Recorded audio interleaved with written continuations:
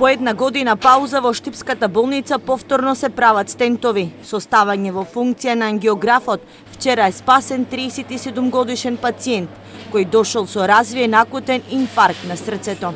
За негова среќа во целата таа несреќа, апаратот веќе беше ставен во функција, во текот на вчерашниот ден му се изврши интервенција, стентирање на главната коронарна артерија, левата главна коронарна артерија, и пациентот во стабилна здравствена состојба се наоѓа на одделот за интензивно лекување. Поради дефект ангиографот не работеше повеќе од една година. Изборите ја одолжија поправката на апаратот, што Штипската болница го доби во 2012 година, со големиот тендер што тогаш го спроведе Министерството за здравство.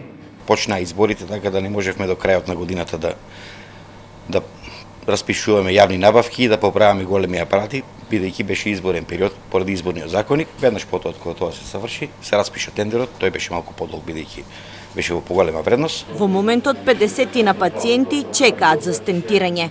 Капацитетот е 4 до 5 интервенции на ден, плюс се што ќе дојде како акутен инфаркт во работно време.